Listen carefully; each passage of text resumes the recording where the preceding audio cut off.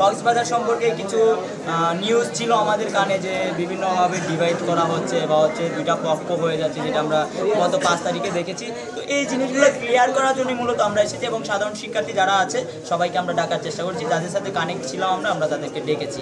তো তাদের মুখ থেকে আমরা শুনেছি আসলে ঘটনাটা কি। তো আমরা এখানে ক্লিয়ার করে বলে দিয়েছি যে আসলে সাধারণ শিক্ষার্থী যারা, তারাই হচ্ছে আমাদের সাথে কাজ করবে এবং বৈষম্যবিরোধী ছাত্র আন্দোলনের ব্যানারটা হচ্ছে সাধারণ শিক্ষার্থীদের ব্যানার, সাধারণ ছাত্র জনতার ব্যানার। এটা কোনো দলীয় ব্যানার না। এখানে যদি কেউ দলীয় এজেন্ডা বাস্তবায়ন করতে আসে তাহলে আমরা তাদেরকে প্রতিহত করব।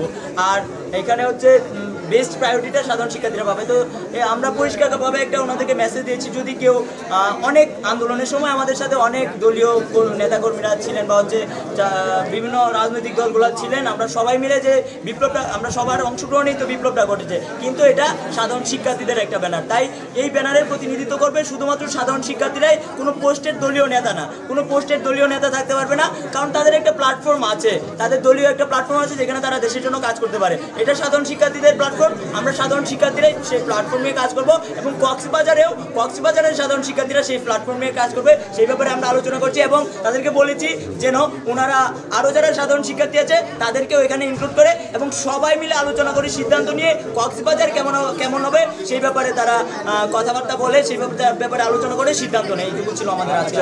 আমি সাধারণ শিক্ষার্থীদের নিয়ে বসছি, আমি সবাইকে বলেছি আমার যতটুকু ক্যাপাসিটি ছিল, যাদের সাথে কমিউনিকেট ছিল। এখানে অনেক সাধারণ শিক্ষার্থী আছে যারা দেখতে পাচ্ছেন সবাই সাধারণ শিক্ষার্থী। এখানে কোনো পক্ষ নিয়ে আমি বসি নাই, আমি পক্ষ বিপক্ষ এগুলো আমি বুঝি না, আমি জানি না।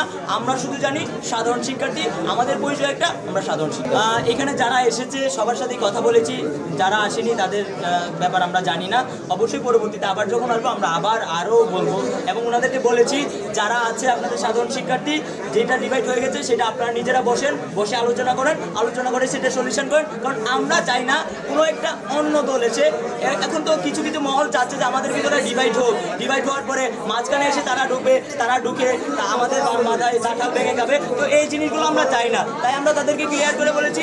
অনেকে এখন হিন্দু মুসলিম বৌদ্ধ খ্রিস্টান আলাদা করবে, তারপর হচ্ছে আমাদের শিক্ষার্থীদেরকে ডিভাইড করবে। এই ডিভাইড করে হিন্দু মুসলিম বৌদ্ধ খ্রিস্টান ডিভাইড করে সাম্প্রদায়িক দাঙ্গা লাগানোর চেষ্টা করবে, যেটা চট্টগ্রামে গতকাল দেখেছেন। সেটা কিন্তু ছাত্রলীগেরই একটা ষড়যন্ত্র ছিল, এটা আরও রহস্য উদ্ঘাটন হবে। তো সেই ব্যাপারগুলো তাদেরকে খেয়াল রাখতে বলেছি এবং আমাদের লাস্ট মেসেজ হচ্ছে আপনারা কক্সবাজার কিভাবে সুন্দর রাখবেন এটা আপনাদের কক্সবাজারে যারা শিক্ষার্থী আছেন তারা নিশ্চিত করবেন, তারা সিদ্ধান্ত নেবেন। এখানে আমি কেউ না, এখানে হচ্ছে কক্সবাজারবাসী সিদ্ধান্ত নেবে কক্সবাজার কেমন হবে। আমরা চাই কক্সবাজার বাংলাদেশে একটা নতুন করে রুল মেডল হোক।